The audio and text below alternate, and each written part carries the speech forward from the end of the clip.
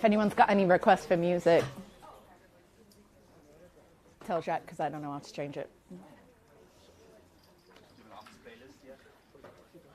No, because all of our office playlists would be like banned within a day. Like, it's a heavy emphasis on offensive music. Yeah. Yeah. Just like did you see that meme that was like me listening to songs about about like dealing drugs and like fucking hoes on my way to my 9 to 5 job? It's like the start of what was the movie Office Space? Yeah. I've seen it. You guys want in the car and you said, this is the start of the movie. Anyway, yeah. I think you should be playing the anthem like non-stop. That's what you should go for. Yeah. I think we have to because oh, Easton. There you go. Good choice. Oh, this is so uncomfortable.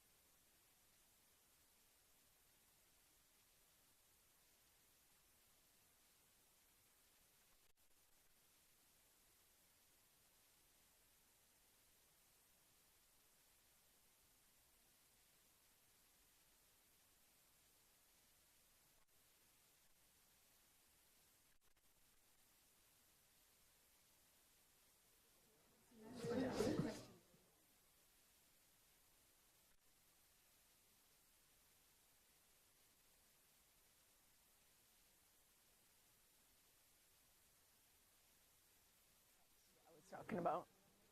No, keep it. We'll just. Ian was asking me if we had a office playlist yet, and I was like, no, because all of it would be like censored content. Yeah, we're like ACDC kind of like. Fuck the con. It did not take as long to get here.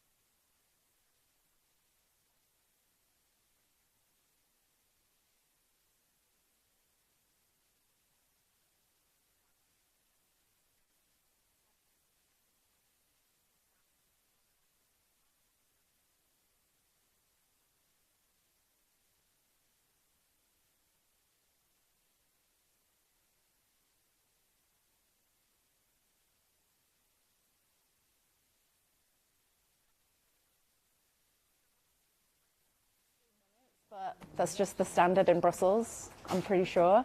I'm sure we're going to get some stragglers, but everybody here is safe and in their seats, so that's great. So welcome to our session on advanced content strategy. Who has already been to a 5 days session before? Some regulars. Who's here for the first time? Nice, all right. Pretty much half-half. So how did you hear about the event specifically? They heard about you first. Okay. Was it word of mouth, or was it LinkedIn or social media or Twitter?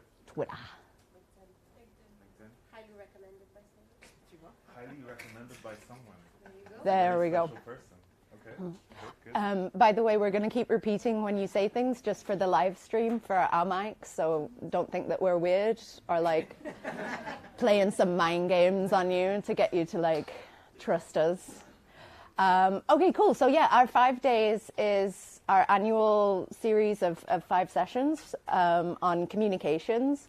And why do we do this? It's not necessarily to sell our services, but for us as an integrated communications team, we are super passionate about these things, and we want to help you guys out in a way that's a little bit more than just tips and tricks, because you're all doing this every day, and I think that's also why we want it to be a very interactive session.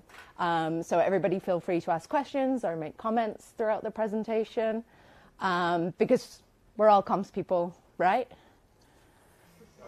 Try to be at least. So how many people work in communications? Yeah. Oh, it's the right room. Okay, so we're all friends. Cool. And so I think here it's also to inspire you maybe with new ideas, new ways of doing things, and new ways of creating content for your organization. And so we're going to show you what we can do. Well, actually, first we're going to pass it straight back to you guys. Is this working? It's not connected. Didn't plug it in. Tell you what. Manual. So we got some comments already in the message field and registrations from a few of you. Some were funnier than others. Someone just put, "I'm not sure what kind of details I should include here."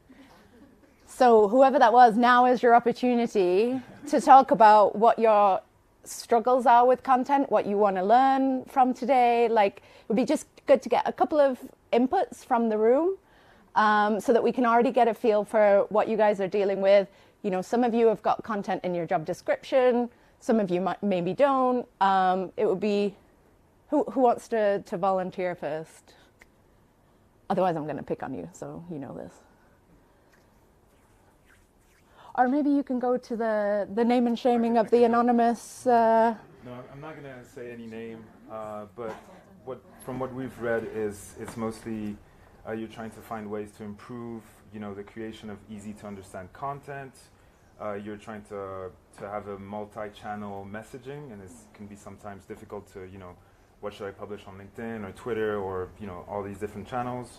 You're trying to have some good tips on how to get my message across through the different communication channels. I think that's the same idea.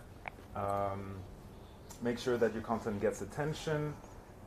Bridge the gap between marketing type messages, content type messages, providing a smart, timely content delivery. What else did we have here? Does that sound about right to you guys? Anyone got anything that's not included there that they really want to think about or talk about? Well, you'll have chance at the end anyway when there's questions. Maybe once you've looked at the presentation, you can have a better think about it. So what we'll cover today is, this is Jacques' edition because he's French, so you have to have structure for things. The rise and fall of the Holy Content Empire, because as we said in our initial advertising, content is no longer king. For a long time, people said that it was, and we'll talk about what happened there in the marketing field, but also more generally in communications. And then we'll talk through some simplified content models that you can take and apply to the work that you're already doing. And then we will go on to content trends. So we've picked out 5 content trends that are either already taking over in the marketing space or are about to take over, and is something that we can steal from them and make our communications a little bit better. So the brief history of content, this is a highly scientific diagram showing quantity of content against time.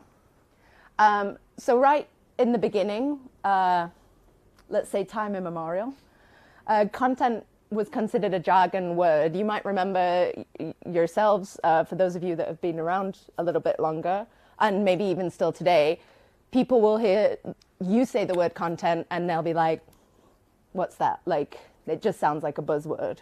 Then in 2010 to 2012 was what was considered the global content boom.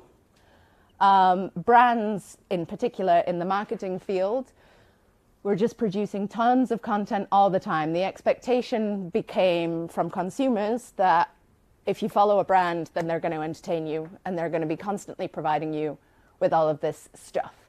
And the reasoning behind that was because all of a sudden, all of these organizations had the opportunity to publish all of their own content with no middleman, no media, no TV advertising, nothing in between to hold back their content. Now, there was then the so-called content crash, which was all of these marketers were spending all of this money and all of this time on creating content, and they couldn't show their return on investment.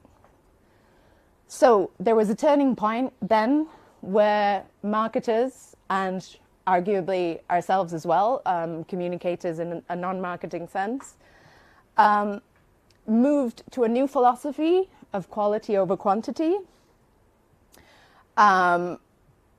which is also the model that I'm going to talk through with you today. The idea of creating once and publishing everywhere, which has anybody heard that sort of theory? I'm just seeing how I do. Excellent, that's good. If you didn't do that, I'd be ashamed of the rest of the presentation. So this is just the brief history of content and where we are today. Now with Brussels and in public affairs, things happen a little bit differently to how they happen in the marketing world. But generally we can see that if something's happening in the marketing world, then it's going to be replicated for us in 2 to 5 years' time. So we can usually follow their trends. You? So what is a content strategy? So the way we see a content strategy, so this code can give you some idea of what we're aiming for, but it's basically trying to have a vision of what you're trying to do and implementing that vision with daily tasks or measurable tasks that you can plan every day. So hopefully this will give you ideas on how to change a little bit how you strategize or plan your content. This is also sort of what is referred on social media as the cloud and the dirt.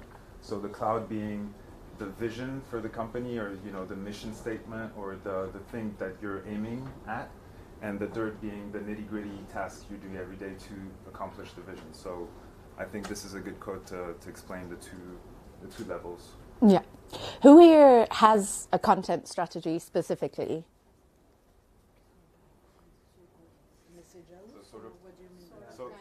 Sort of kind of like a document where you have all the different elements. How do you basically this document with all the different elements? This is what we would call a content strategy. I mean, if you have a comms strategy, you probably already have a content strategy, you just don't necessarily call it that. So just to take you through our process when it comes to developing a content strategy, again, it's very simple and straightforward because it follows the process of most strategies. So you start out with your objectives, which are not get more articles on the website or produce 5 tweets a day. Obviously, your objectives are related to your business, your organizational objectives. Get this amendment passed, stop this harmful piece of regulation, etc., etc. Then the next step for us is always the audience, because once we've got our objective in mind, that's when we need to stop thinking about ourselves and start talking about our audience. And we'll have some more. The next slide is going to be all about how you can look into your audience and what this can inform in your strategy. The next part is the message. So you're deciding what your messages are, what kind of tone you're going to use, which really says a lot about the kind of content that you're going to produce. it then feeds into your approach. Sorry, I realize I've been blocking it with my head. Your approach is the tactics that you're going to use, the channels that you're going to use. Is it going to be all online, offline as well? You know, perhaps you're going to use media to push your content a little bit further. And then measurement, which is notoriously difficult. And for us, usually the best measurement on content, well, it obviously depends on what your objective is. But in our world, where a lot of things are campaign-based, your anecdotal feedback, your one-on-one feedback from the policymakers that you're actually trying to influence is the best KPI. It's the best way that you can inform your internal teams as well that what you did worked and resonated, or maybe it didn't, and that's why you're going to change your strategy. And if I had to add something, the measurement also depends on the objectives. So if your objective is to accomplish a certain thing, then you have to have the measurement that goes with it to see if you reach your objective. So it sounds really basic, but it's really like sort of a loop where you would have to refine your objectives if you find a different result after that. And so maybe also on objective, it's also good to maybe reframe questions. So questions like, what would success look like? Or questions like, what are we trying to achieve? What is the goal? How can we make this better?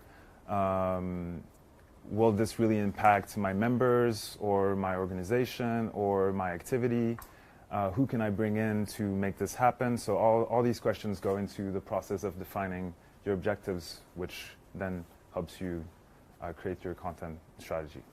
Yeah, and also included in this is all of the research that you're going to gather. So I didn't go into it because I'm going to talk about it next, but you might be wondering, okay, well, we're talking about a content strategy, like where's the search analysis? Where is the SEO optimization for the things I'm putting on my website? That's going to come next. Because for us, audiences, perhaps the most important thing, but also sometimes the thing that's a bit neglected, just because it takes work to get it and the payoff is not immediately obvious. So obviously when we're doing a strategy, we need to determine the audience, and we try and do that as specifically as possible. So this could be a bigger audience, so say 18 to 25-year-olds in urban areas across the EU. 28. I've taken a stance.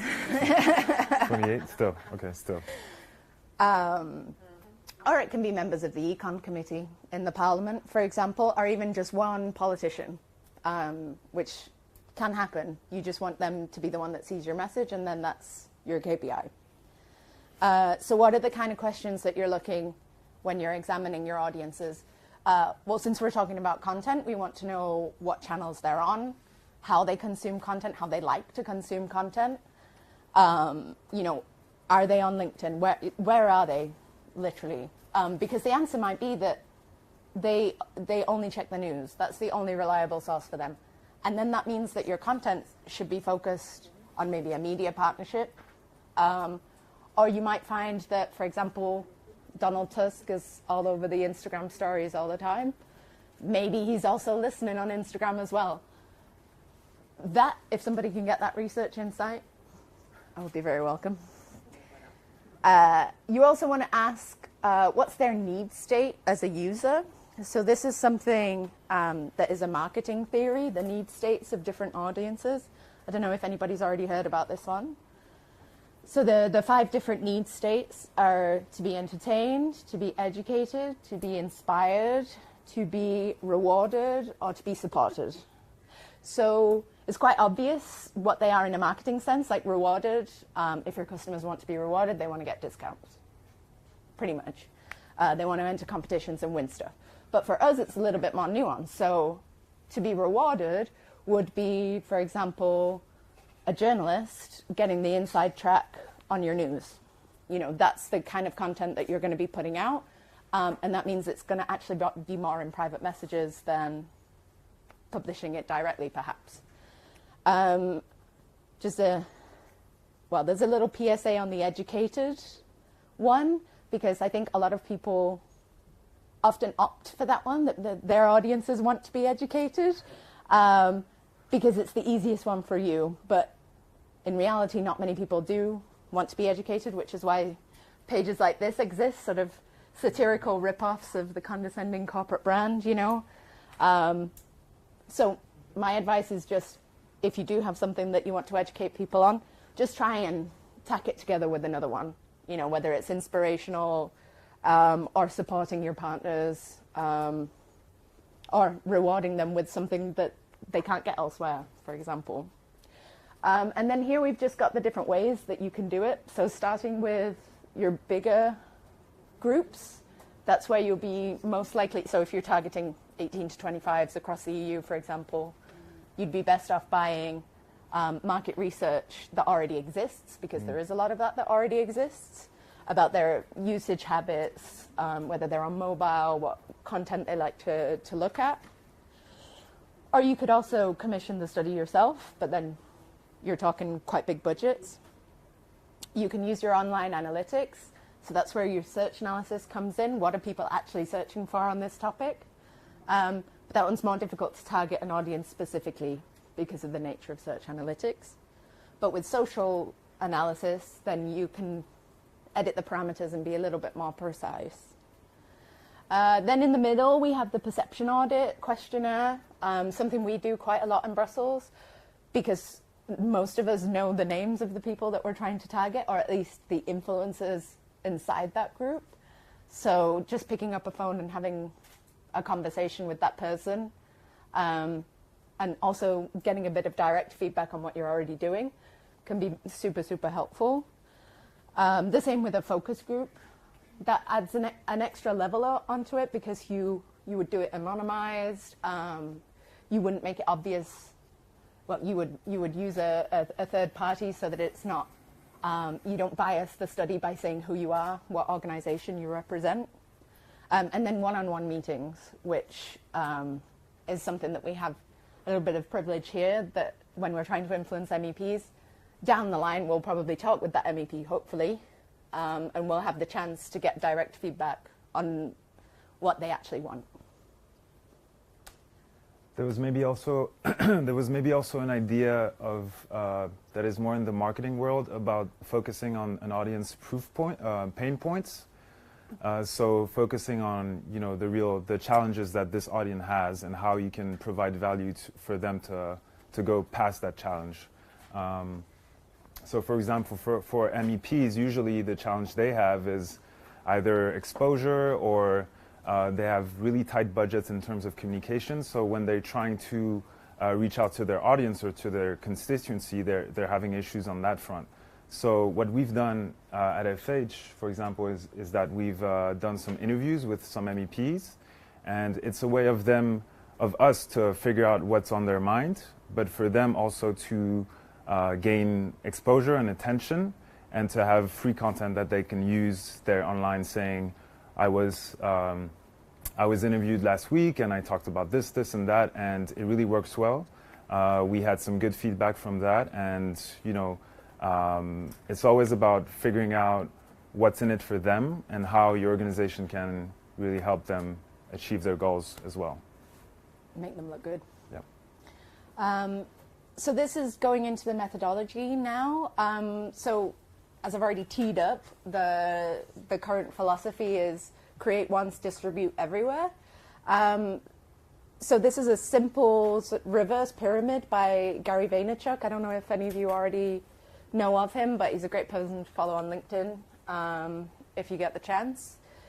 He writes about all these different methodologies about what he does, which are market leading, obviously. So he has one piece of pillar content that he will then repurpose. So he's a public speaker, so usually this is like a TED talk that he then cuts into hundreds of different bite-sized pieces of content for different channels. So for us in Brussels, this pillar piece of content is likely to be a Q&A document, a position paper. It's something that you're all agreed on is good and is your starting point for everything else. And then you're not reinventing the wheel every time. You're just repackaging it in these different formats. And then the third stage is distribute on all of the social channels. And then just track, see which works, which is our next model. This continuous loop of creating, which I'm sure you're all doing anyway, but this is just a visualization that I drew on how this basically works. You have your strategy. In that, you have your resource document that has helped you to distill your messages, make it clear, what you actually want from your content, and as well your audience insights. So then once you've got all that, you move on to creating, you distribute it, you listen to what people are saying, you read the comments on your content, you read the feedback on social, but you also listen offline as well. And then you just keep going. You recreate, you tweak, and it's just a constant treadmill of creation and listening, essentially. So there's also this idea of a shift between the old way of doing communications and the new way. So a couple of years ago, I had to do a master thesis on communications, and it was very challenging for me because I have to pick one idea and go through it and have a very, a research paper, and you had so many elements to take into account, and it has to be theoretical, but also it was just a mess. And my research paper in the end was about the shift. And so what I've done is that I focused on understanding how the shift happened, and so how we went from a one-way communication to a two-way symmetrical communication. So let me explain. Super theoretical. Yeah. But bear with him. So back in the days, communications were just one-way communication. So you would have, billboards, radio, television, and people would just blast information to consumers, to potential customers, clients, and everything. And throughout the years, we've seen an increasing level of research and actually organizations looking to find new insights about audiences and to better understand, what makes them click and how does it work and all that thing. And so we're slowly drifting towards a two-way symmetrical communication where you're basically building a content strategy, or you're basically building content based on the expectations of your audience and based on this conversation you have with them. So what works really well now, I feel, is a little bit like, when you're booking flights to go somewhere and you're having an issue. And back in the days, you would call a call center and say, hey, my flight has been canceled, what is happening? But now you can actually, with social media, you can actually go on Twitter and talk to someone. It doesn't always work. But actually, this is exactly the two-way symmetrical communication, where it's not just the big corporates, communicating to you. It's actually them asking, how can I help you? So I think having this approach of not trying to have your content always being, listen to me, this is great what I'm sharing, you should care about what I have to say, even though some of the ideas are really great.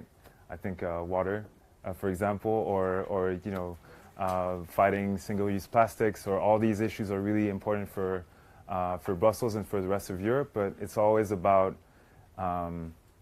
focusing on your audience and making sure that there's a two-way communication, basically.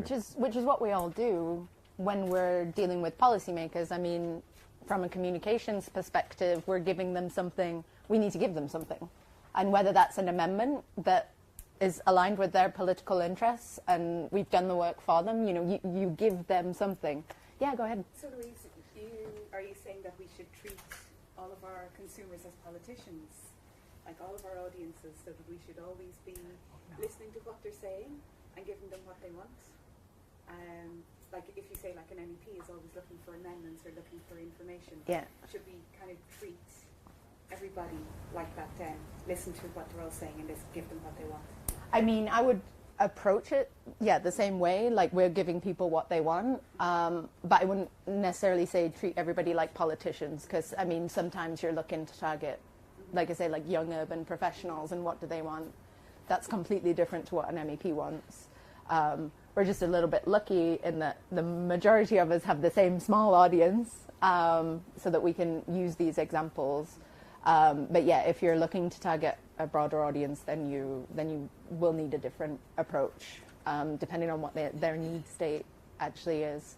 Do you have an example from your? No, I thought you might have one from the session this morning. But for MEP specifically, it's either focusing on their constituency. How is that going to impact my constituencies, my the people who voted for me, or or how do I get reelected, or how do I profile myself for the elections coming up, or there's so many things you can focus on. I think it's good for organizations to focus on their issue, of course, but then you have to match it with whatever the MEP wants, I think. And we focus a lot on MEPs, but this can also be in the council, like it's just a different situation. In the council, people are on the run all the time. Our membership was looking at council. Yeah. Very often they ends off.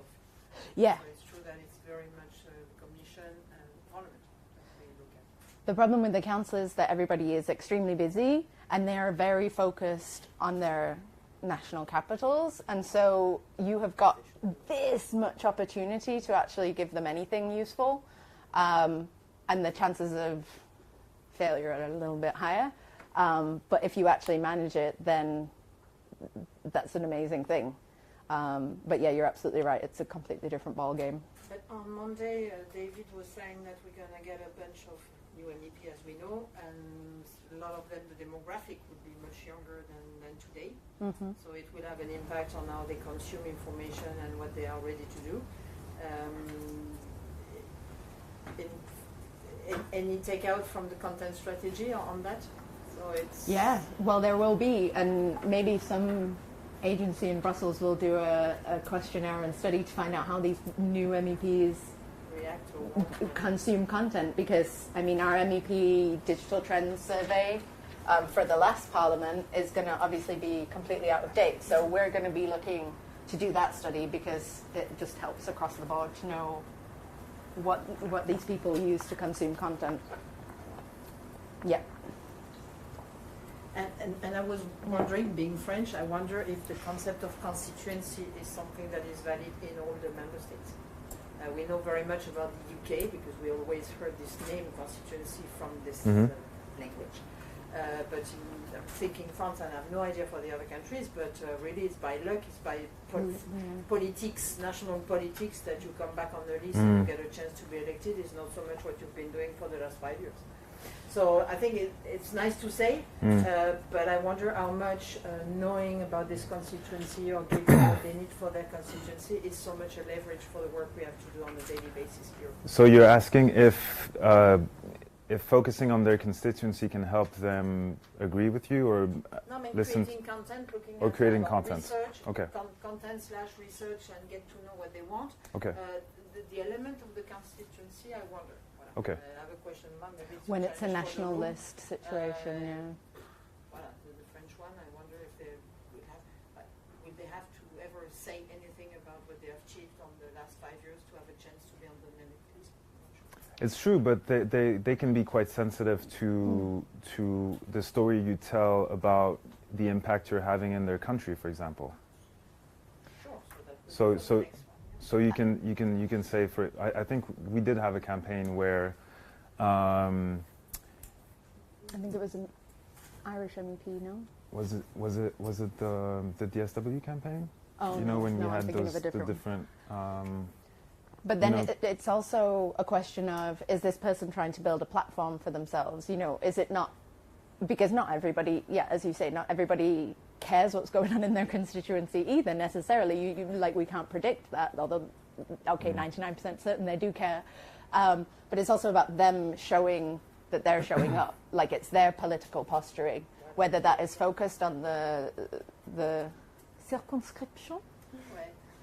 But we did have this idea with one of our clients where we so the idea was to reach out to an MEP, specifically I think he was Portuguese, I think it was for the DSW, And I think the idea was to reach out to them and make sure that they actually maybe to get their attention.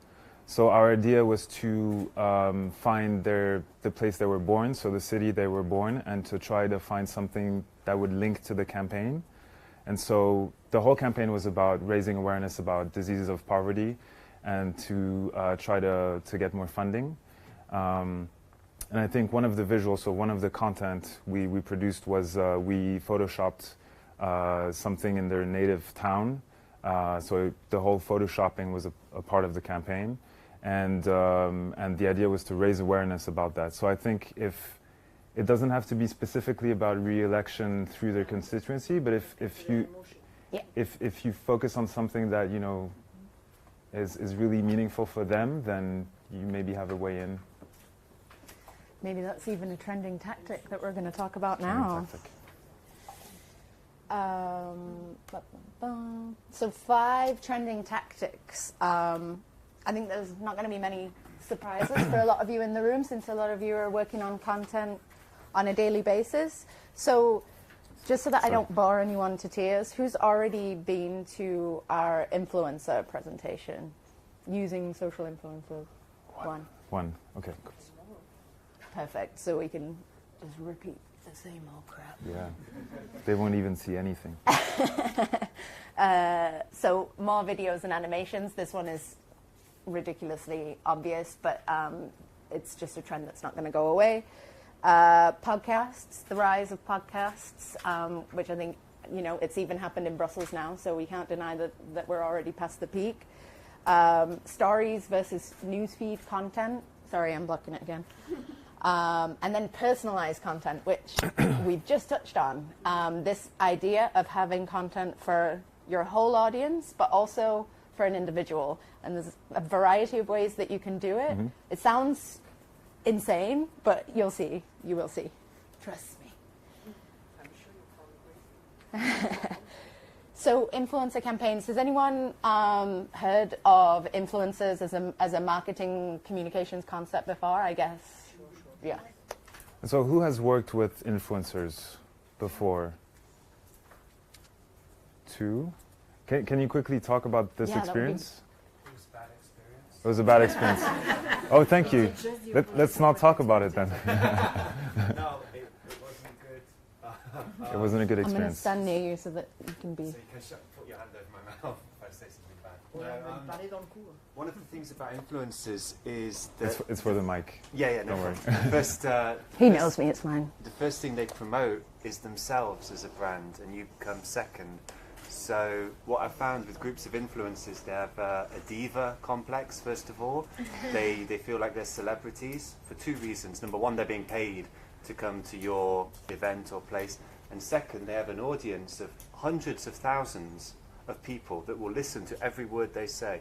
So that does something to their mentality. So they're quite difficult people, number one, and you know they're promoting themselves before your brand.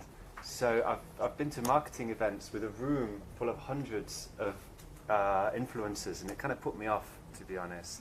Yeah. Was this here in Brussels, or was it in the US or something? I went to the World Travel Market conference in London, and they have a huge hall, and every single person there is an influencer, apparently. So what you need to do, and basically, and I'll shut up after this, but a lot of them are people that just want to get paid to go on holiday or get paid to review your stuff, like, you know, get paid to review your fashion brand or your car or something.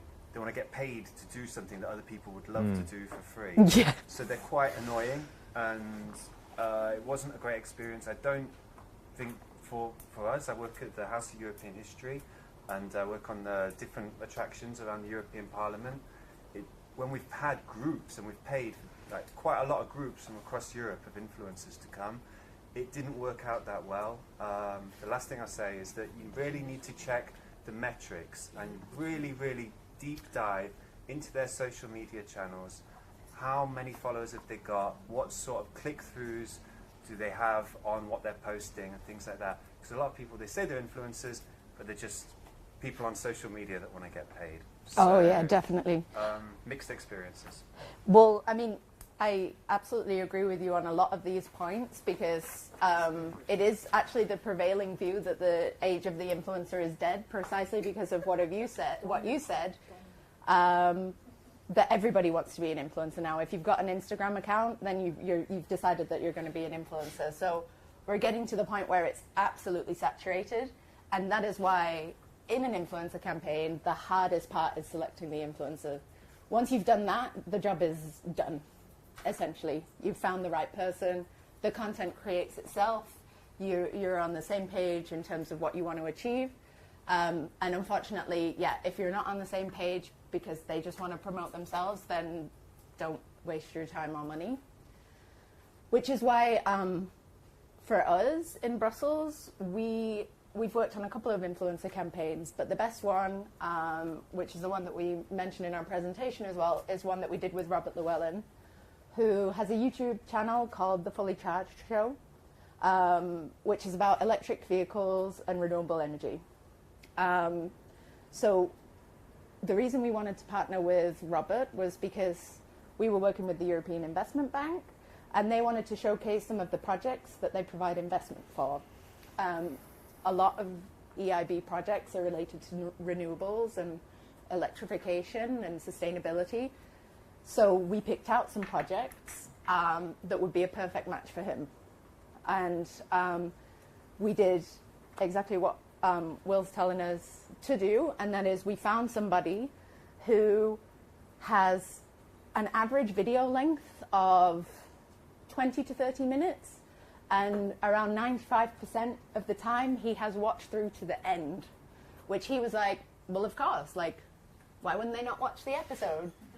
But obviously on YouTube that is not normal at all. Most people watch the first 30 seconds or 1 minute and then they move on to the next thing. So we knew he had a ready-made audience, and we knew that they would like this kind of content, because this is all, when it goes right, these are the advantages, that they have a niche and passionate audience. So if that is the audience that you want to reach, then you want to do this. And this is also what we've seen in the results of the campaign, because I didn't even show you already. How'd you have it? Yeah, I put it in. So Oh, go ahead. I mean, obviously, like, it's huge to have 12K likes and only 239 dislikes. But it was, for us, more the kinds of comments that he got on the content, you know, like stuff like, this is the best video blog / story you've ever made. How brilliant are ultra capacitors? What are ultra capacitors? Anybody? Better than normal capacitors. Because they're ultra. They're a carbon, not battery. So it's, whereas a battery is lithium ion, and it lasts for a long time and releases charge slowly in your electric car, an ultracapacitor gives a huge burst of power, but then it immediately loses all of its power. So what it's useful for is to bridge this hybrid car situation where your battery's dead and you don't have anything to like charge your car up. So you have an ultracapacitor, and then away you go. It's also really good for like cranes and shipyards and stuff like that, because it's just so much power and charge. So the EIB invested in Skeleton, which is an Estonian company that makes these, for obvious reasons, because it's really cool. And yeah, we got these kinds of comments like, it's not screen grabbed there, but one of them was like from somebody in the UK saying how brilliant it is that the EU funds this kind of stuff. Like, That happens. That happens I sometimes. couldn't believe it happened myself. I was like, I'm done. But it was actually a very difficult process. So we had to go through. The selection process is very time consuming, and you have to know exactly what you want to achieve. If you have a kind of a broad audience of like, I generally want to get millennials, then it's going to be a struggle, because we went through, I think, a similar thing to perhaps you were experiencing, which is, you know, we were trying to make it fit with influencers who have their own brand. So, for example, you might think that, right, so one of the projects was a sustainable park in Austria, where a village set up all of its own renewable energy to power the whole village, which is a really cool initiative and a really cool story. And we thought, okay, maybe we could get a sustainability influencer to go. But the majority of sustainability influencers are a little bit holier than thou vegans, no offense to any vegans in the room, and that just wasn't going to work, like, because their brand and the EIB's brand was just completely different. Yeah, we even thought about having, you know, a food blogger, you know, come and cook, like, and having the wind farm in the back, and no, it's not. That didn't work. Because they needed a long form video where you could get into the detail about the tech of it. You know, like, Robert is a great influencer, and he's perhaps arguably more than an influencer because he's a former BBC presenter, so he's professional, which I think eliminates that problem of, like, this is all about me. It's because it's kind of unprofessionalism, isn't it? If you're an influencer and you don't care about anyone but your own brand. So yeah, this was our example of one that worked.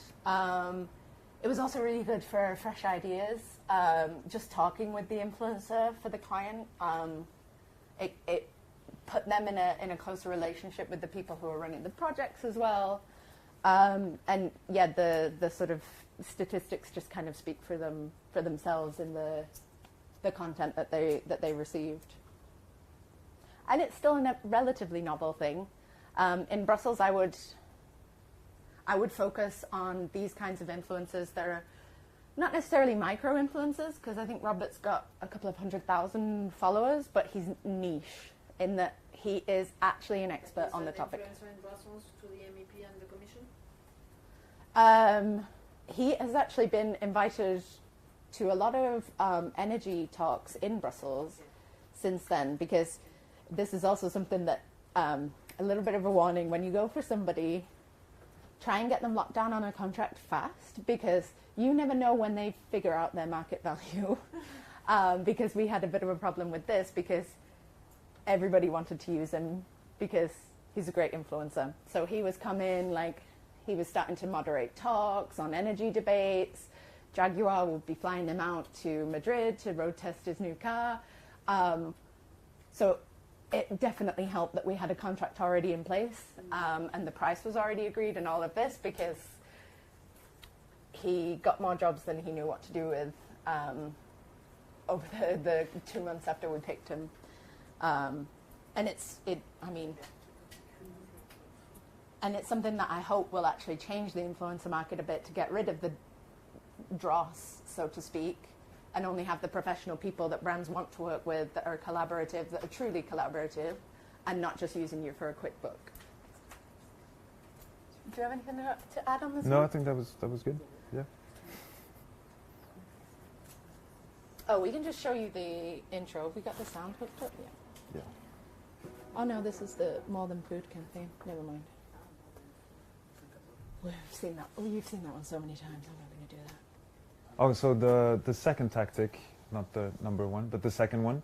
1.2. So it's about videos. So of course, as you all know, video is big on social media, and it's getting even bigger.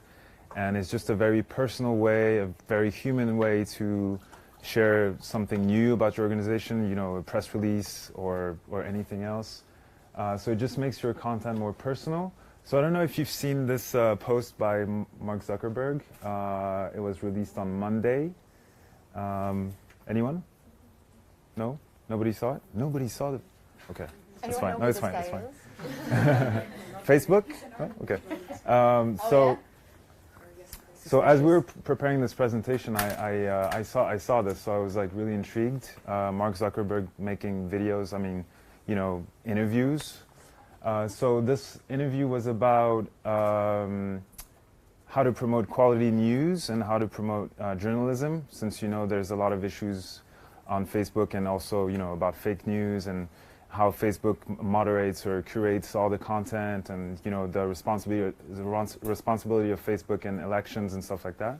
So his idea was to interview Matthias Dorpfner, who is one of the largest publisher in Europe.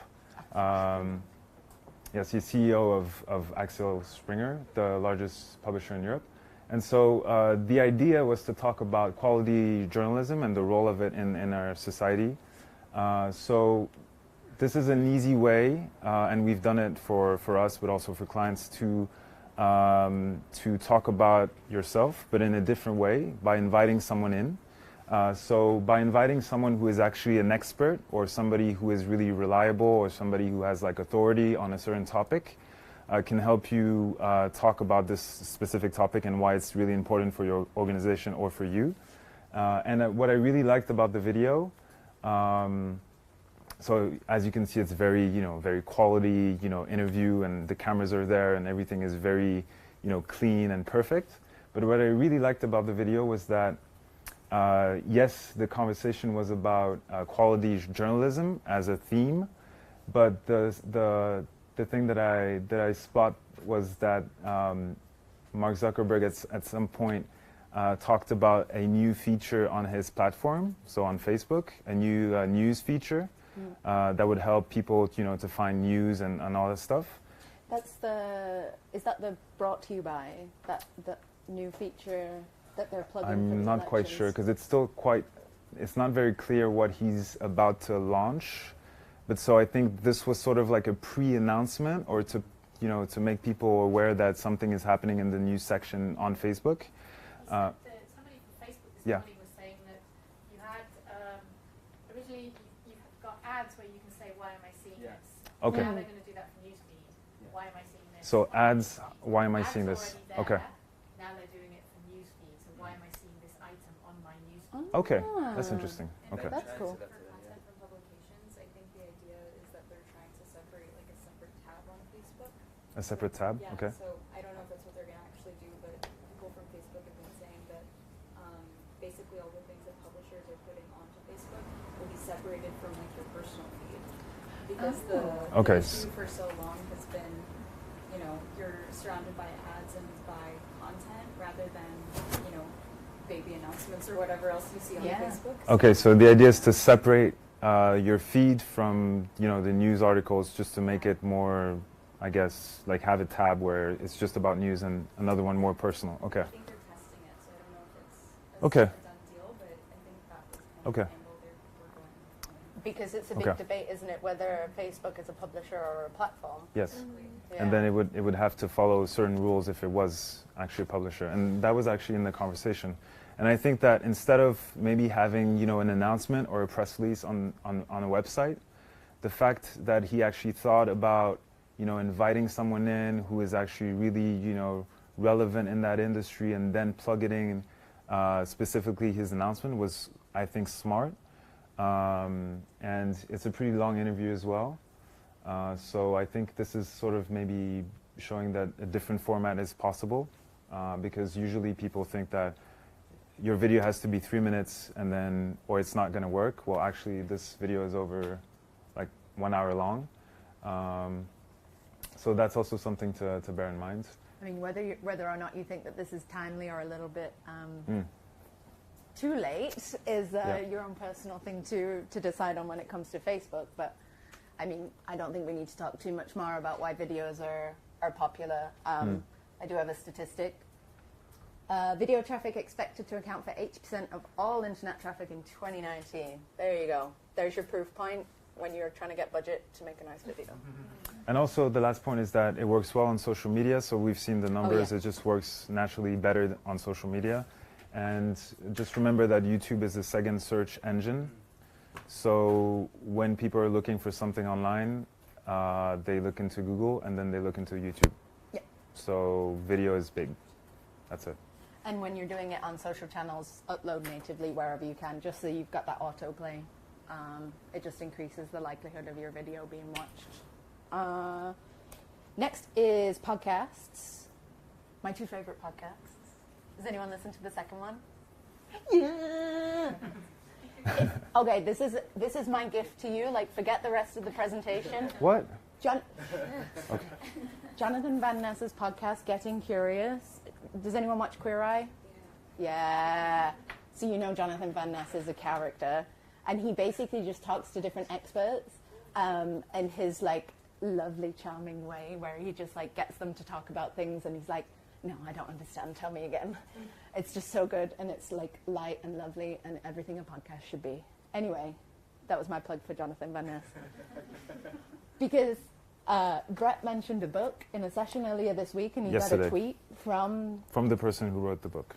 So I'm like, So she's trying to get a tweet from that person. I don't know if that's gonna work, but you don't know. we'll see. Anyway, so now podcasts are even in Brussels. Politico's actually been doing them for a while.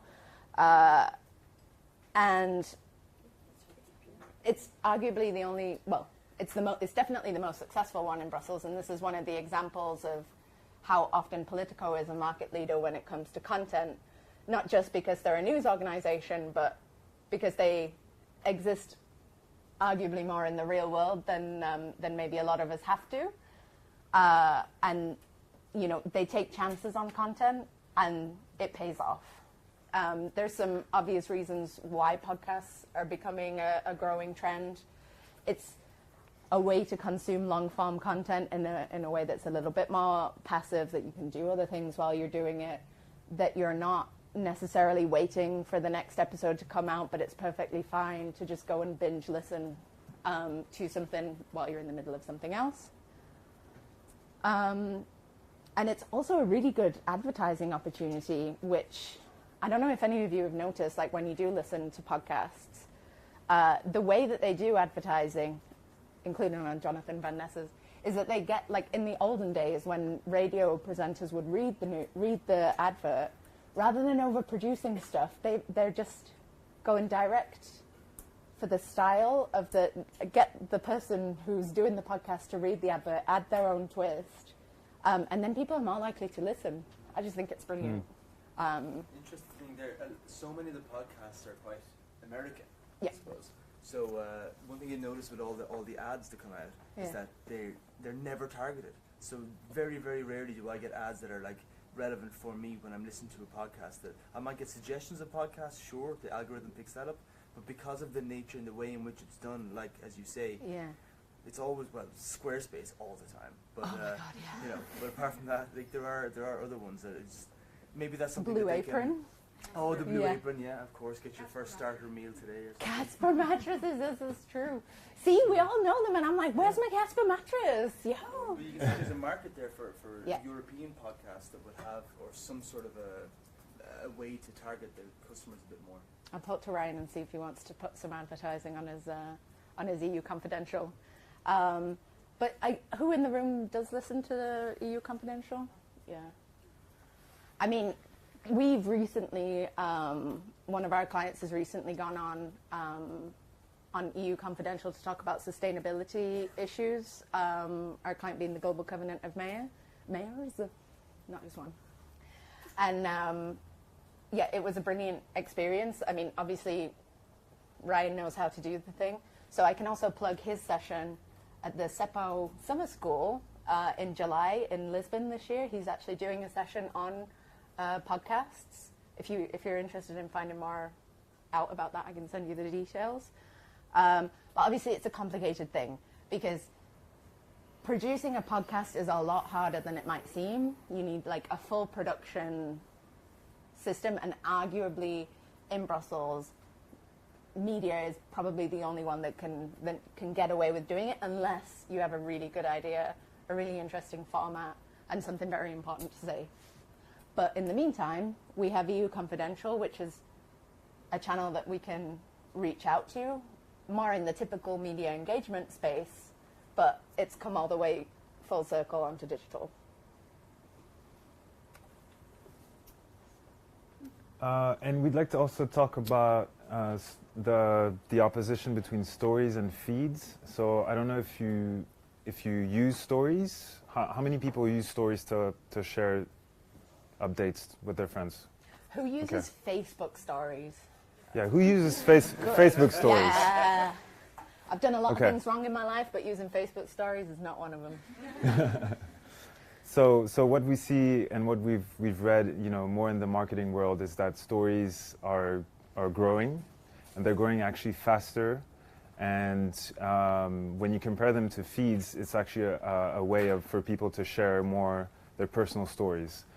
So as you can see here, for example, Snapchat was sort of the one that created the story, and then all the other platforms just joined. I'm not sure, but I might suspect that LinkedIn might come up with something like that as well. So it's not just about the stories, it's also about the idea that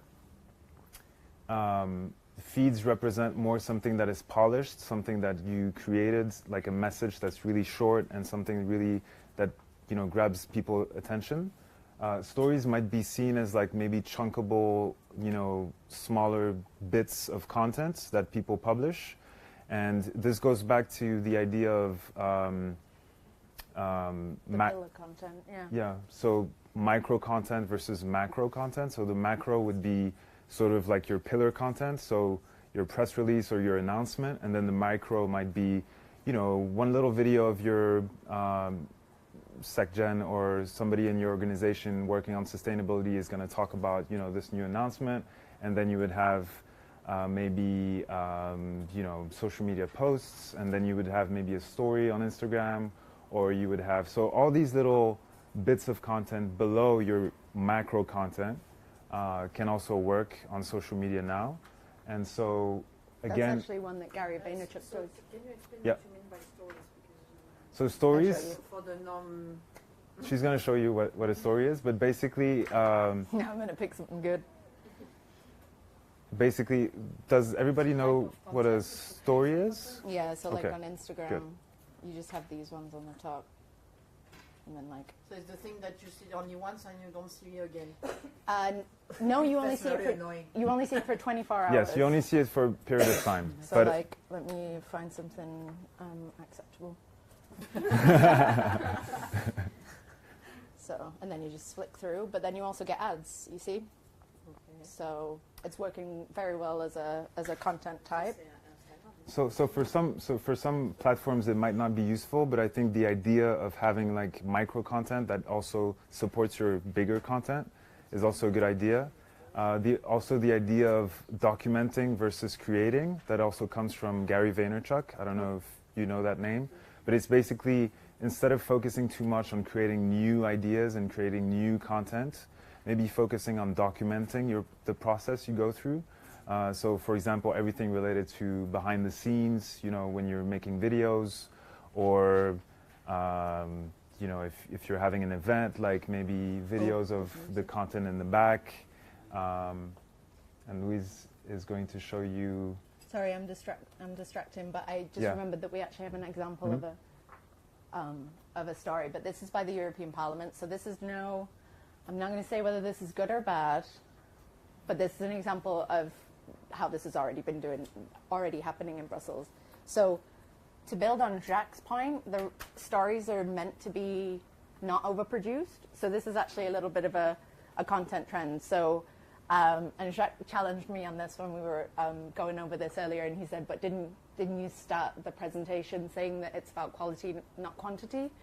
And the answer is yes, but quality also means understanding the channel that you're on and understanding how the content should look on that channel.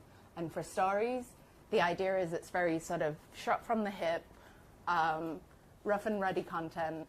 If you are going through, like, just as I just showed to you, like I'm going through my stories, and that advert for the Whopper did not look like it belonged there.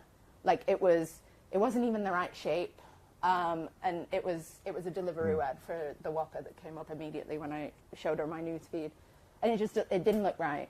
So this is where, again, you're going back to your audience and you're looking at what they already follow, what kinds of things they like to see, because some Instagram influencers have super produced stories, but they make them feel natural in other ways. They'll probably have a video team, but it's off the cuff, it's unscripted.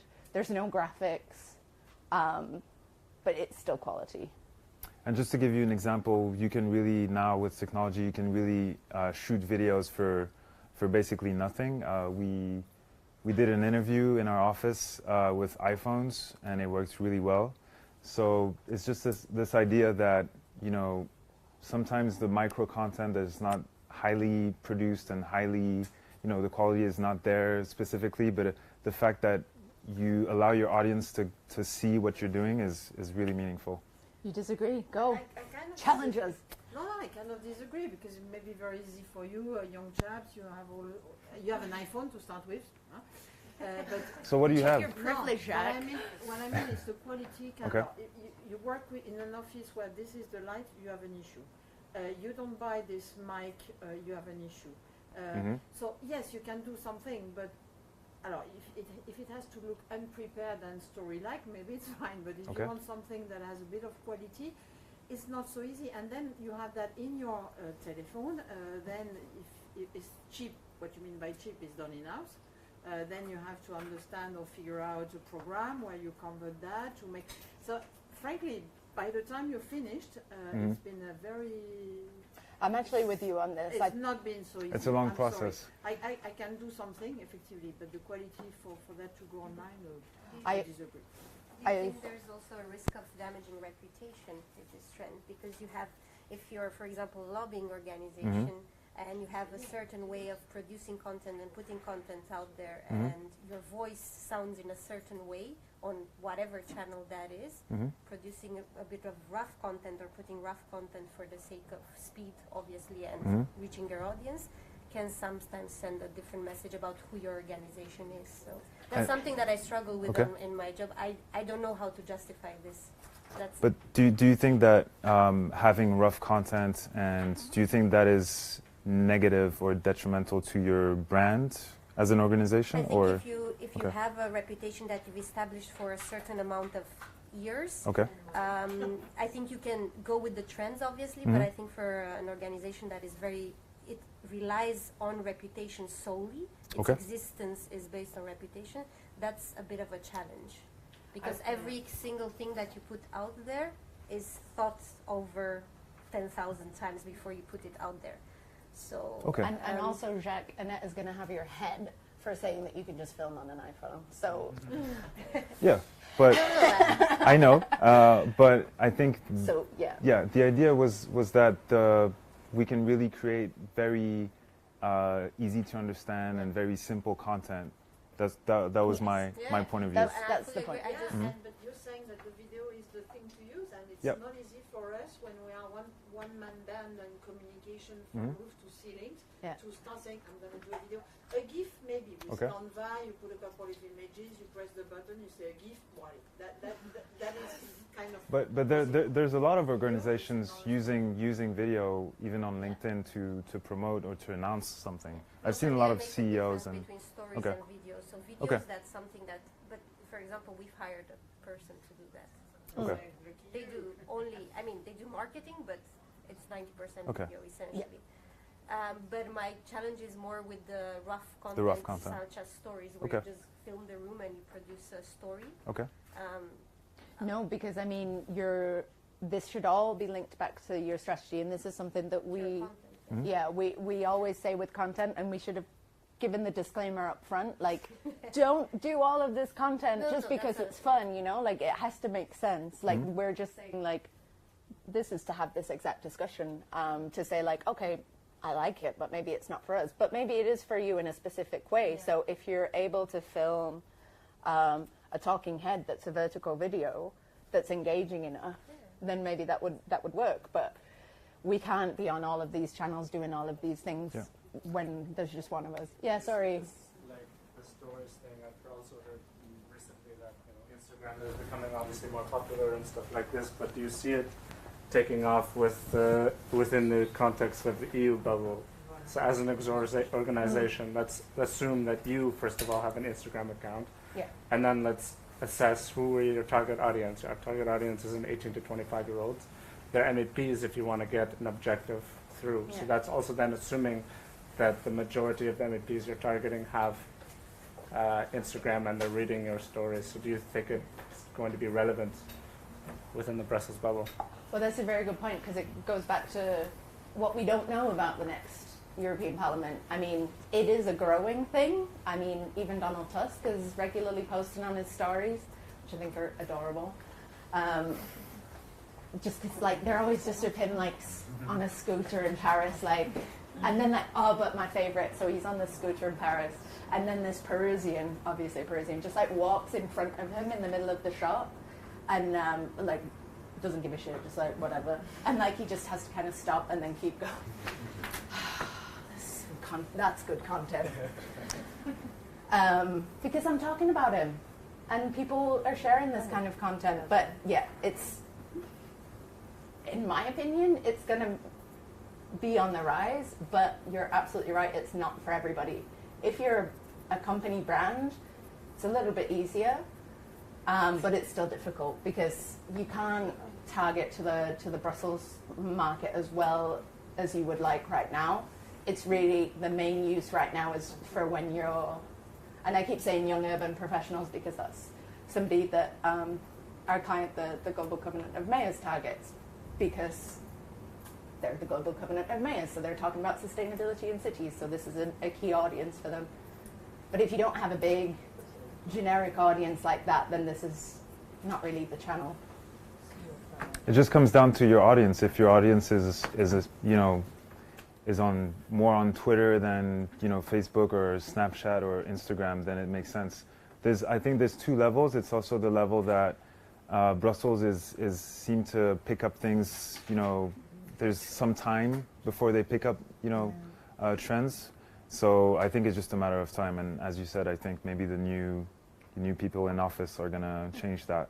But how many people is using Instagram for the Brussels double work? You should use all of the channels. You shouldn't just pick it down to one. You need to have a range of channels. So how many people use Instagram in Brussels for work? Okay.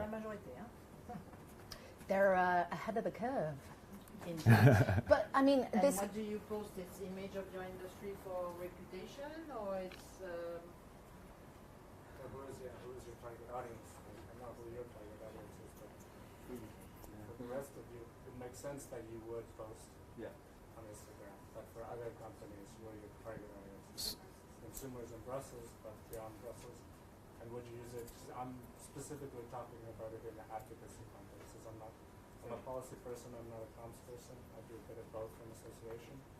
So for me, I think of it only in policy terms and achieving these objectives in my association. As an association, we're not selling a specific product. We're not trying to reach to the 18 to 25-year-olds. So your question is how does it work? So how does Instagram work in a policy environment? Exactly. Okay. I mean, just as one thing on that for sure, from a news perspective, is the use of stories. And if you have either verified or I think over 10,000 followers. Can you say which industry you work for? Agriculture. So food and farming. So food, obviously, Instagram. It makes sense.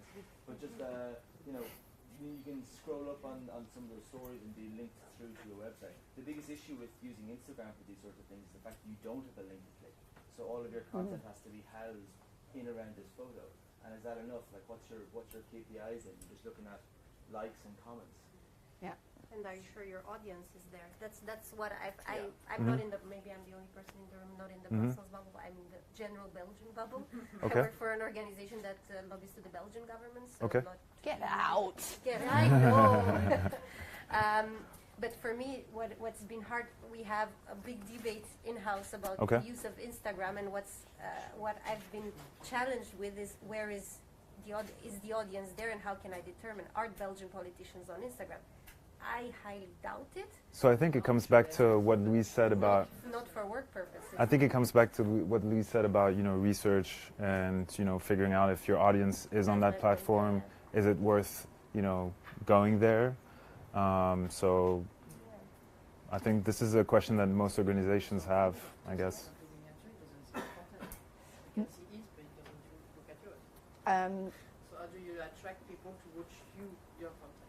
Stories is actually a good way if you're a little bit nervous about your reputation as being sort of, well, if you're not a verified account, you don't think you're an authority on an issue, this is where you could potentially do a brand collaboration with an existing account. So this could be with maybe your head office who has a consumer-focused Instagram page, and you just have a little bit of a PSA video where you're talking about your issues. It's very behind the scenes. It's very natural. Why is this relevant for consumers is the question that you're going to answer. Or it could be something where you're working with an existing page in Brussels. So, I mean, obviously the established ones like Politico and the European Parliament, for example, all with an MEP, because then we're going back again to having that direct relationship with the MEP and producing content for them, that really your objective is to have been with that MEP for 3 hours filming the content. But I'm conscious that we're almost out of time, so I'll go to tactic number 5, which is my favorite. And this is the emerging trend of personalized content. So you can see here, this is an example of a, is it playing? It did. It did, and then it stopped. Oh, well, there we go. So what the New York Times did recently, they did a big expose on tax cuts in the US. And at the end of the article, there was a personalized calculate your own tax cut. So this embodies an emerging trend in the marketing industry, which is one where you, at the same time, you're creating content to appeal to everybody in the audience, but you're also personalizing it. So you'll have had it from a bunch of companies and brands that you've either bought something from, or you've used an app to find a restaurant, for example. They'll ask for your feedback, and that in its simplest sense is individualizing email marketing, because it makes the brand more memorable and it does increase the likelihood of you purchasing more stuff. So how can we use it? Well, this New York Times one is an example of how you can use it to make a political point. And the New York Times brand studio does paid collaborations where you can do this kind of thing with them if you want to. But for us, if we're wanting something a little bit more entry level, it would be having a interactive Q&A session on social media. It would be interactive how-to videos, which would be a little bit more production investment, but it can also be follow-up meetings. And we go back to the personalization of content when it comes to, okay, we've got one politician we want to reach, so we're going to film this in their city of birth. And it's kind of a thing that we're already doing just because of the nature of how small our audience is. But it's really something that's taking off in marketing right now. So it's something to bear in mind, and to just keep an eye out for these sort of more interactive kinds of content. And when you see something you like, then maybe that's something that you can adopt yourself. Because the magic formula that we came up with for all of these different content trends is you take your audience, what they're about, what they do, what they want. You take a content trend, obviously not limited to these 5, and then you add your twist. And what is your twist? It's your unique value added, because as you quite rightly said, does anyone want to watch my rough pictures behind the scenes of an event? Maybe not. Maybe they're not that excited about what goes on behind the scenes, but maybe they do want to know your unique take on a certain thing. Or maybe you have statistics and data that would really change the debate, for example, on a particular topic. But the key for us is knowing your audience and then thinking about whether it's relevant for you. That's adding your twist, because sometimes the answer is not to do it.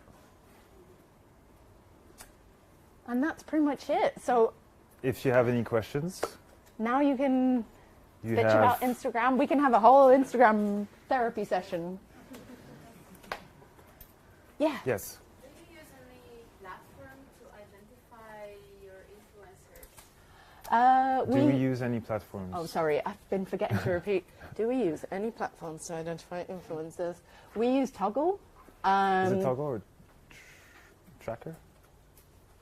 Tracker. Tracker. Toggle's Toggle the one that we do our timesheets with. Okay. Oh my god. Toggle's also great for Toggle tracking your time. For tracking your time, just to figure out how many hours you spend on a project. Toggle is good. But I think we Yeah. do use a tracker. Tracker with Yeah. 2 A's, which is really nice. The main thing about it is it's very good for Instagram, because Instagram is like really hard to search in the app itself. That's the main advantage. When it comes to YouTube, we just deep dive into the YouTube abyss, because that's the best way to have the full user experience and see, you know, a recommended video next one. And it takes a lot of time. But in our experience, that's the easiest. So it does actually depend on where the influencer is. I mean, usually they're across multiple platforms. But for Instagram, definitely. Yeah, we did that basically manually for the influencer campaign we worked on. Yeah, that's quite tough because often we are trying to reach certain nationalities in Europe, and Yes. it's very difficult to do this research in different languages and checking the background, like political views in certain countries. So That it's the is best if you can do it yourself, it's time consuming, but it's quality research, of course. Yeah, I That's guess, why I'm yeah. asking, because we often have this struggle. Yeah, so the issue of language is always tricky because you really have to understand, you know, the political aspect of things in the country, and you know, if it's really a language you don't, you know, master, then it's really difficult. But what we usually go for, I mean, for that project, we went for English speaking, because we needed the content to be English, but we did look at some Austrian influencers for the, and that's when we realized, some markets are just not as developed as others. Like the influencer level is less professional, their followers are just lower. It's very true that in Europe it's a very mixed bag, and the majority are UK influencers in general. I mean, this doesn't really help you, but what we usually do is ask, because we have teams that work with influencers locally, so like we'll get in touch with our Frankfurt office.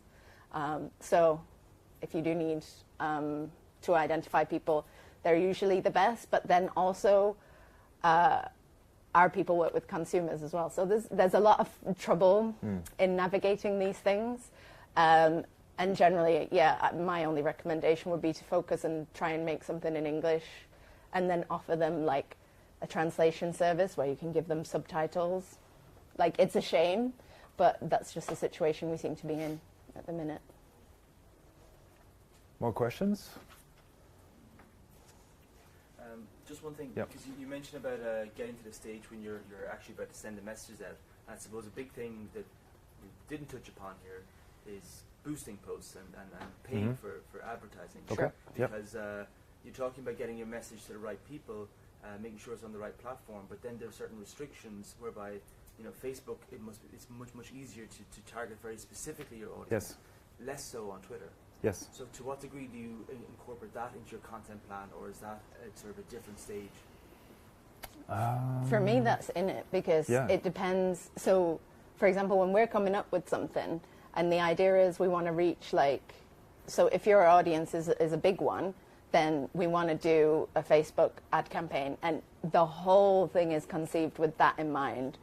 That's part of our approach, because if you're going to do an influencer campaign, then you don't need to do ads. Or if you're trying to generate media hits instead of mass appeal, then Facebook ads is not the right way. But you're absolutely right. You have to pay to play on these things until you're established. Are you struggling with Twitter advertising, or?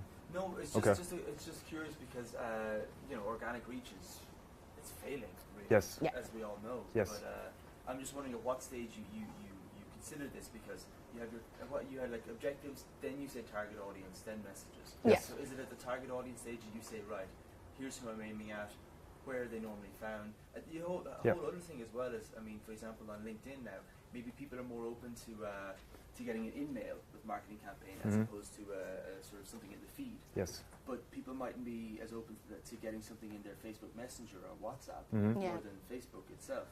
So these elements add a whole new way of how do you deliver these messages to people, and you need money for that as well. Obviously, that's a different question, but yeah, is it at that stage, in the target audience stage, that you consider the direct the advertising budget and that approach?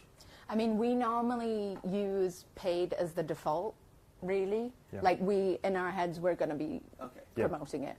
It's only if, like, for reasons of the objective, that it would just be not worth the money, that it would be better for us to instead go down the influencer campaign route or film an MEP and give them the video because that's the person we want to reach, you know.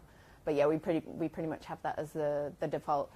That's a very interesting question about the private messaging, though. That's another content trend, so to speak, that's going to be coming up. Like, whether that's going to be a success, like, my personal belief is no, which is why we didn't include it. Yeah, just the messages I receive sometimes messages on LinkedIn, and I'm just like, what is happening? Why are you sending me those messages? And I'm like, yeah, and so if my first reaction is that, then why would I create them, in a sense? Yeah. So I think it's all about, like, understanding, you know, the mentality of your audience, and maybe, I mean, sometimes it's just guessing. Like, we just guess that they wouldn't like that, so we will not do that. well, we wouldn't recommend guessing, Well, sometimes it's good to guess. but it's always good to get your guess verified Yes. through the variety of means that we mentioned earlier. But the chances are, in your office, you will have been talking to all of these policymakers so often that your guess is actually a good source of information because you actually know these people as well. So using your gut is a source of audience insights that we didn't mention, but is actually a good one. For paid media, for the Brussels, just speaking of the Brussels people, how much would you recommend, or what is the average of your spend for, let's say, Twitter? Like, The average spend for Twitter for let's say, like, a shorter campaign for Yeah, like 2 weeks or so. 2 weeks? We usually say like about $1,000 for Yes. full saturation. Yes. We usually say like $1,000 over 2 weeks. Yes. That'll get all of Twitter. Obviously, when it's Google ads and things like that, then it's a whole different ball game because the prices change per day when you're bidding against other people, for example. And Facebook we found to be a bit cheaper on the campaigns we've done anyway, and LinkedIn the most expensive. But it also works for campaigns, for, you know, event recap videos. You know, after an event, you can have a video and then you can share it online and have ads for that specifically, and, you know, take the main takeaways about the video, about the event. What else do we do? Yeah, I think $1,000 for a full campaign is. Yeah, I mean, because that's quite a broad audience there. If you're much more specific, but then Twitter doesn't allow you to be that specific either. So, yeah. What about Instagram TV? Have you got any Instagram TV. experience? Do you think this will become a trend? I don't really like it. That's just my personal opinion. I don't get it. Does anyone else like it? You like it? Yeah. You know why I don't like it? Because it pushed notifications to me all the time to say there was a new video, and I was like, bitch, can I take this off now? Yeah, I mean... Yeah, I think it's the idea of seeing longer form content. I think that's why they're doing that, is to have like sort of like a... They're trying to be like a Netflix of... It's supposed to be a new YouTube, just Yeah. because Okay. people are too lazy to flip their phones on the metro, so they are not ambitious enough to watch videos on YouTube this way, so... They're not ambitious enough to watch YouTube videos. I Okay. also don't know really. It doesn't convince me personally, Okay. but That's I cool. see that they are improving it. So, for example, now you start watching a video that is longer than 60 seconds, and it shows up as square, and then it asks you, do you want to continue watching? Yeah. Okay. And it happened to me that I said, yeah, it's a cool video. So they are working on it, and it may become a trend. So they're working on those kind of videos, so Instagram TV, and they're trying to make it so that you can choose if you want to continue watching the videos. Well, right? they're trying to push people into Instagram it's TV They want to by... push people to do that. advertising it, Okay. I think. So it's Yeah. like natively in your feed, which then pushes you Yeah. onto Okay. the Instagram Okay. platform. It's basically, yeah, kind of what you guys touched on. It's basically just a vertical video competitor to YouTube. And whether or not that will work, And also, wait and see. I don't know if you've seen, YouTube has also launched this originals series. They want to fight against Netflix. They want to have their own shows as well. And Apple and Apple as well. Ugh. I mean, Is LinkedIn gonna have a show as well? I'd be interested. I am. Well, on the yeah, sorry, go ahead. Yeah, go ahead. So your question was, did we work on that? No, Yeah, specifically. No, It's quite new. we've not actually done any video on Instagram, have we? Nope. I mean, not us personally, but I mean, for those of you that have been to 5 Days Before, our team in Bristol, they do, well, they're a content producing company, like basically, and they've done things like that, like Instagram takeovers and everything, but we've not done it because we just don't have clients that are on Instagram in a big way yet, which for us is fine, because if it doesn't make sense, don't do it. Yeah. But yeah, it's just it is an emerging thing. But then there's always the question: is who's going to win? Like, is it going to be Instagram or is it going to be YouTube? Because wherever everybody goes, that is going to become the ubiquitous one. Yeah, and I think the goal, I mean, the thing we have is that we're not trying to go on a platform just for the sake of it. So if one day if we have a client who's really interested and who has an audience there and who has like following and that needs help in that field, we would go there. But Yeah. for now, I don't think it's something that is relevant for the people we work with. Yeah. Maybe in the near future. Maybe. After with the new parliament, where they're all Instagram freaks. Or Snapchat. Yeah. Anyway, that's a funny one. More questions? Somebody else? Yes? In the ads, for example, are you all over the channels, or do you have like preferred, for example, Facebook, you said it's cheaper, so maybe Yes. you put most of your budget in Facebook and you choose the rest. So for ads, you're meaning how do we pick how much money we put behind Facebook or other platforms, or Yes, is that the question? Which are Okay. the most important or most influential platforms for you? The most, I mean, for me, it's Twitter. It's the one we use the most for ads. Brussels. For Brussels. I think it's pretty cheap. I mean, it is. Yeah. Facebook is a little bit. It Cheaper, might but be it also cheaper, but depends I what you're think trying to Twitter do. is really cheap if you have a strong message, if you have a video, if your conversation falls into a conversation that is happening at that moment, I think it's huge. I think it's really easy to get people to see your content. But it also depends on what you're trying to achieve, because Exactly. maybe the best thing is actually LinkedIn, because you need to target people that have a specific occupation. Yeah. Generally, Twitter is the best for Brussels, just Yeah. because all the MEPs are on Twitter. Like, it's become a platform. Like, I think we're the only reason Twitter is still in business. Kidding. It's Kim Kardashian. But Facebook, it's not always been the most useful. That's the thing. It's the cheapest one, but because it doesn't offer much for us. Like, all of these platforms are built for marketers at the end of the day, so they don't give us the information that we actually need. So it's always a case of which one will deliver the most for me in this specific context, because it's never going to be perfect, unfortunately. One last question before we wrap it up and everybody can relax, go home, or work.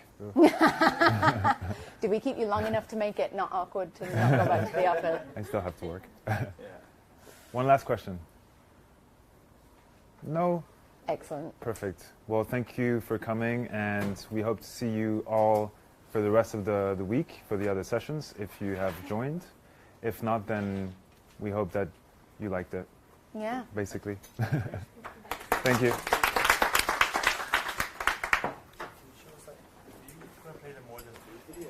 Yeah, I can show it you if you want. Hey. Can we schedule some Yes, time let's together? schedule. Can we Yes. just do that I'm really now? bad at since that. No, it's okay. I've Especially been with- busy too. Where's my phone? I didn't work on it. No, I didn't mean to put this one in. I meant to put the fully charged video in. But this is just a recap video. It's not the actual Yeah, campaign. I'm trying to. People want to see. Yeah. So. It is more than food. Okay. Yes. Because it was with DG Echo as well. I'm gonna have some time next week.